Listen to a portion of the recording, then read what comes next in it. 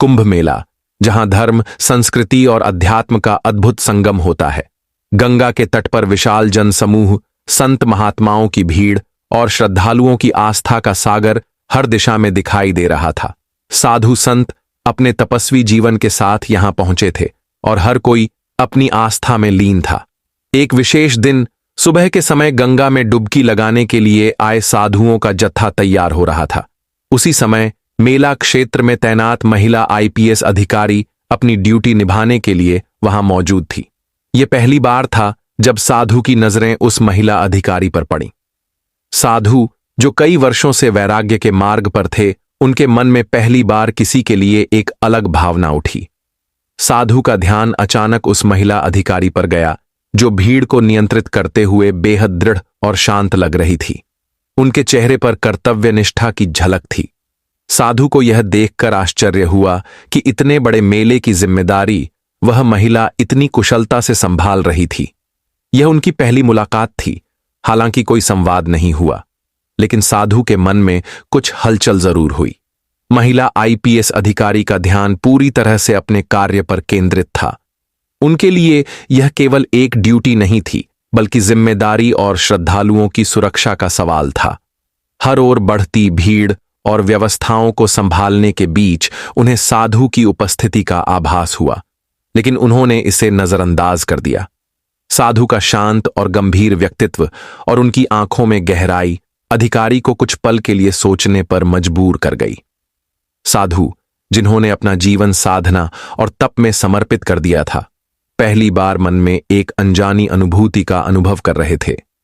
वह महिला अधिकारी का आत्मविश्वास और उनकी कर्तव्य निष्ठा से प्रभावित थे। साधु अपने आश्रम लौटकर ध्यान में बैठे, लेकिन उनका मन बार बार उसी महिला की छवि में उलझ जाता। उन्होंने खुद को समझाने की कोशिश की कि यह केवल एक क्षणिक आकर्षण है, लेकिन वह अपने विचारों को रोक नहीं पाए। महिला अधिकारी को यह एहसास हुआ कि साधु ने उन्हें एक अलग नजर से देखा था। हालांकि उन्होंने इसे कोई खास महत्व नहीं दिया। वह अपनी ड्यूटी पर पूरी तरह से केंद्रित थीं।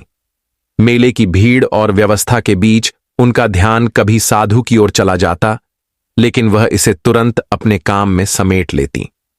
उनके भीतर एक जिज्ञासा थी कि वह साधु कौन है और क्यों उन्हें उनकी ओर आकर्षित महसूस हो रहा है। साधु और महिला अधिकारी दोनों ही अपने अपने कर्तव्यों में व्यस्त थे, लेकिन दोनों के मन में एक अनकहा आकर्षण था।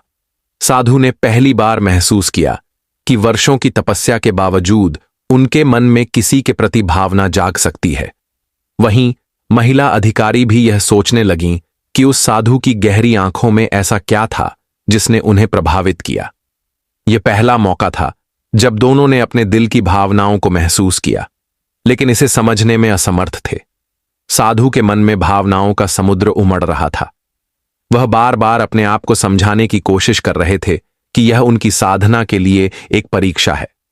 उन्होंने कई बार महिला अधिकारी को दूर से देखा और उनके व्यक्तित्व से और अधिक प्रभावित होते चले गए। साधु ने अपने गुरु से सलाह लेने का मन बनाया, लेकिन यह डर था कि कहीं इसे कमजोरी न समझा जाए। महिला अधिकारी के मन में भी एक द्वंद्व चल रहा था। वह खुद से सवाल कर रही थीं कि क्यों एक साधु की ओर उनका ध्यान खींच रहा है। क्या यह सिर्फ एक संयोग है या कुछ और? अपने कर्तव्य और व्यक्तिगत भावनाओं के बीच वह संघर्ष कर रही थीं। दूसरी ओर साधु अपने वैराग्य और अचानक उठी भावनाओं के बीच फंसे हुए थे। साधु ने यह तय किया कि वह इन भावनाओं को दबाने के लिए ध्यान और साधना का सहारा लेंगे। उन्होंने कई बार गंगा किनारे जाकर ध्यान लगाने की कोशिश की, लेकिन महिला अधिकारी की छवि बार बार उनके मन में उभर आती। वह इसे भगवान की इच्छा समझने लगे, लेकिन फिर भी अपने रास्ते पर टिके रहने का प्रयास कर रहे थे। महिला अधिकारी ने भी इन भावनाओं को अपने कर्तव्य से ऊपर नहीं आने दिया। उन्होंने खुद को यह समझाया कि उनकी जिम्मेदारी लाखों लोगों की सुरक्षा है और वह इसे पूरी निष्ठा से निभाती रहीं। लेकिन साधु की छवि उनके मन में बार बार आ जाती। दोनों के बीच अनकहा जुड़ाव था, जो समय के साथ और गहरा हो रहा था। महिला अधिकारी के प्रति बढ़ती भावना से परेशान होकर साधु ने एक अप्रत्याशित निर्णय लिया। उन्होंने तय किया कि वह मेले में जाकर महिला अधिकारी से एक बार बात करेंगे, ताकि यह तय कर सकें कि यह भावना वास्तविक है या केवल उनका भ्रम। यह निर्णय उनके लिए कठिन था, क्योंकि यह उनके वैराग्य और साधना के मार्ग से एक बड़ा विचलन था, लेकिन उनके मन ने उन्हें ऐसा करने के लिए मजबूर कर दिया। अगले दिन साधु फिर से कुंभ मेले में पहुंचे। भीड़ के बीच महिला अधिकारी अपनी ड्यूटी में व्यस्त थीं। साधु ने उन्हें देखने की कोशिश की, लेकिन वह उनसे बात करने का साहस नहीं जुटा सके। मेले की हलचल के बीच साधु ने बस दूर से महिला अधिकारी को देखा और उनके व्यक्तित्व को और अधिक महसूस किया। उन्होंने तय किया कि वह पहले अपने मन को शांत करेंगे और फिर उनसे संवाद करेंगे। महिला अधिकारी ने साधु को दोबारा मेले में देखा, लेकिन उन्होंने इसे नजरअंदाज कर दिया। उनके मन में भी कई सवाल थे, लेकिन उनकी जिम्मेदारी प्राथमिक थी। साधु की उपस्थिति ने उनके मन में हलचल पैदा की, परंतु उन्होंने इसे दबाकर अपनी ड्यूटी जारी रखी। इस बीच साधु की निरंतर उपस्थिति ने महिला अधिकारी के मन में जिज्ञासा को और बढ़ा दिया। साधु ने आखिरकार अपनी भावनाओं को स्वीकार कर लिया। उन्होंने महसूस किया कि यह भावना प्रेम है और इसे नकारना उनकी साधना के विरुद्ध होगा। उन्होंने यह तय किया कि वह महिला अधिकारी से अपनी भावनाओं को साझा करेंगे। साधु ने एक बार फिर हिम्मत जुटाई और महिला अधिकारी के पास गए। हालांकि वह शब्दों को सही ढंग से व्यक्त नहीं कर सके और बस उन्हें देखकर लौट गए। साधु और महिला अधिकारी दोनों ही समाज के नियमों और परंपराओं से बंधे थे। साधु का वैराग्य और तपस्वी जीवन उन्हें रोक रहा था, जबकि महिला अधिकारी की जिम्मेदारियां और सामाजिक मर्यादाएं उनके मार्ग में बाधा बन रही थीं। दोनों अपने अपने कर्तव्यों और भावनाओं के बीच फंसे हुए थे। साधु के लिए यह एक ऐसा मोड़ था जिसने उनके पूरे जीवन को बदल कर रख दिया। उन्होंने अपने गुरु के पास जाकर अपने मन की बात कही। गुरु ने उन्हें यह समझाया कि प्रेम एक दिव्य भावना है, लेकिन इसे त्याग और निस्वार्थता के साथ निभाना होगा। यह सुनकर साधु ने महिला अधिकारी से दूर रहने का निर्णय लिया, लेकिन यह निर्णय उनके लिए आसान नहीं था। कुंभ का मेला दोनों के लिए केवल एक धार्मिक आयोजन नहीं रह गया था, बल्कि यह उनके प्रेम और भावनाओं का प्रतीक बन गया था। साधु और महिला अधिकारी दोनों ने महसूस किया कि इस मेले ने उन्हें एक दूसरे से जोड़ा है। दोनों के मन में एक अनकहा रिश्ता बन चुका था, जो शब्दों के बिना ही स्पष्ट था। साधु और महिला अधिकारी के जीवन में धर्म और प्रेम के बीच टकराव चल रहा था। साधु अपने वैराग्य को छोड़ने के लिए तैयार नहीं थे और महिला अधिकारी अपने कर्तव्यों को प्राथमिकता दे रही थीं। दोनों के बीच एक अनकहा संवाद था, जो उनकी आंखों में झलकता था। यह टकराव उनके जीवन को और जटिल बना रहा था। महिला अधिकारी ने साधु के मनोभावों को समझ लिया था, हालांकि उन्होंने इसे कभी प्रकट नहीं किया। उन्होंने सोचा कि अगर साधु ने अपनी भावनाओं को स्वीकार किया है, तो वह भी अपने दिल की बात साझा कर सकती है। लेकिन उनका कर्तव्य और समाज का दबाव उन्हें ऐसा करने से रोक रहा था। उन्होंने अपनी भावनाओं को अपने भीतर दबा लिया। साधु के मन में यह सवाल उठ रहा था कि क्या महिला अधिकारी भी उनके लिए कुछ महसूस करती हैं।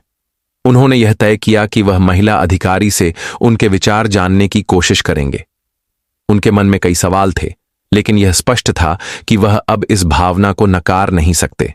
साधु ने महसूस किया कि यह कुंभ मेला उनके जीवन का सबसे बड़ा बदलाव लेकर आया है। साधु ने आखिरकार अपने दिल की बात को समझा और यह निर्णय लिया कि वह अपने प्रेम को छोड़ देंगे। उन्होंने महसूस किया कि प्रेम के रास्ते पर चलने से उनका तपस्वी जीवन और उनका धर्म प्रभावित हो सकता है। उन्होंने अपने गुरु से यह सलाह ली थी कि एक साधु का जीवन निस्वार्थ और एकाग्र होना चाहिए।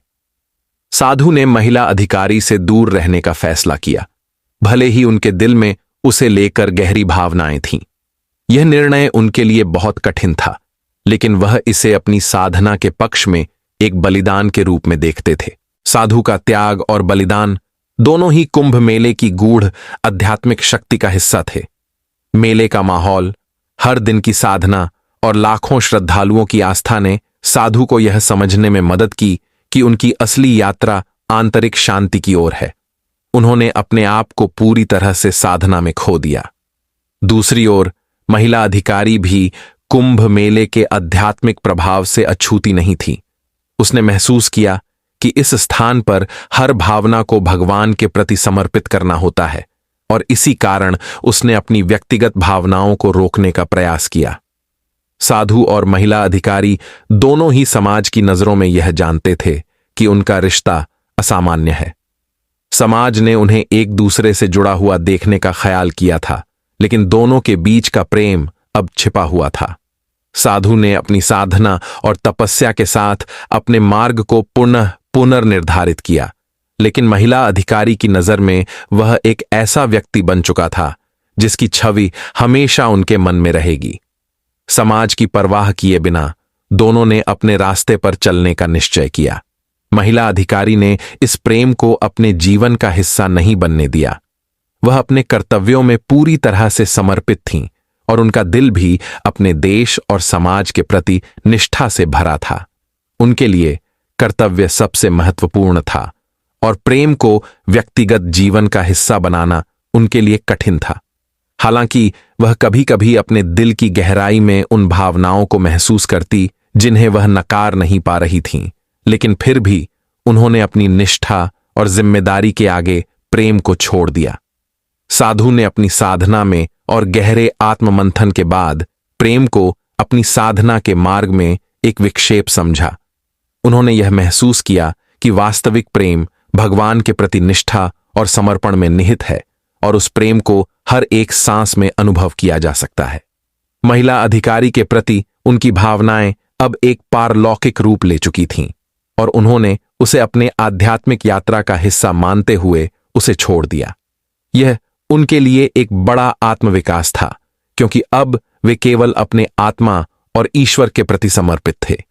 साधु का आत्ममंथन और प्रेम से मुक्त होने का निर्णय कुंभ के आध्यात्मिक वातावरण में पूरी तरह समाहित हो गया। कुंभ मेला अब उनके लिए केवल एक धार्मिक स्थल नहीं था, बल्कि एक अनुभव था जो उन्हें मानवीय भावनाओं और आत्मिक शांति के बीच संतुलन सिखा रहा था। महिला अधिकारी भी महसूस करती कि इस स्थान ने उसे एक नई दिशा दी है। वह अपनी भावनाओं को समझते हुए भी कुंभ के गहरे आध्यात्मिक प्रभाव में बंधी हुई थीं। एक दिन साधु और महिला अधिकारी की मुलाकात फिर से हुई। इस बार दोनों ने अपने भीतर उठ रही भावनाओं और विचारों को एक दूसरे से साझा किया। साधु ने अपनी साधना की बातें की और महिला अधिकारी ने अपनी ड्यूटी के दौरान आई कठिनाइयों को बताया। दोनों ने समझा कि उनका संबंध केवल बाहरी दुनिया की परिभाषाओं से परे था। यह एक अदृश्य और गहरा संबंध था जो शब्दों से अधिक था। दोनों ने इसे अपनी अपनी यात्रा के रूप में देखा। साधु और महिला अधिकारी ने यह समझ लिया कि उनका प्रेम किसी पारंपरिक रूप में नहीं था। यह एक गहरा आध्यात्मिक प्रेम था जो दोनों के जीवन को नए आयाम में ले गया। साधु ने प्रेम को अपने ध्यान और साधना में समाहित किया और महिला अधिकारी ने इसे अपने कर्तव्य के साथ जोड़कर देखा। अब उनके बीच कोई भौतिक आकर्षण नहीं था, बल्कि एक अव्यक्त और निस्वार्थ प्रेम था जो दोनों की यात्रा को दिशा दे रहा था। कुंभ मेला अब समाप्त होने को था और साथ ही साधु और महिला अधिकारी की यात्रा का एक अध्याय भी समाप्त हो रहा था। दोनों ने महसूस किया कि इस मेले ने उन्हें एक नए दृष्टिकोण से जोड़ा है। साधु अपने आध्यात्मिक मार्ग पर आगे बढ़ने के लिए तैयार थे और महिला अधिकारी अपने कर्तव्य में और भी मजबूत होकर लौटने के लिए तैयार थीं। कुंभ का अंत उनके जीवन में एक नई शुरुआत का प्रतीक बन चुका था। कुंभ मेले की समाप्ति के बाद साधु और महिला अधिकारी के जीवन में एक नया संतुलन आ चुका था। उनका रिश्ता किसी बाहरी दिखावे से परे था और अब यह एक आत्मिक और गहरी समझ में बदल चुका था। दोनों ने अपने अपने रास्तों पर चलने का निर्णय लिया, लेकिन उनके बीच एक अदृश्य बंधन था जो समय के साथ और भी मजबूत हो गया। यह रिश्ता जीवन के सभी सत्यों को समझने और अपनाने का प्रतीक बन गया था। दोस्तों, अगर आपको यह कहानी पसंद आई हो तो वीडियो को लाइक करें और हमारे चैनल को सब्सक्राइब करें ताकि ऐसी और कहानियां आप तक पहुंचती रहें। जय हिंद, जय भारत।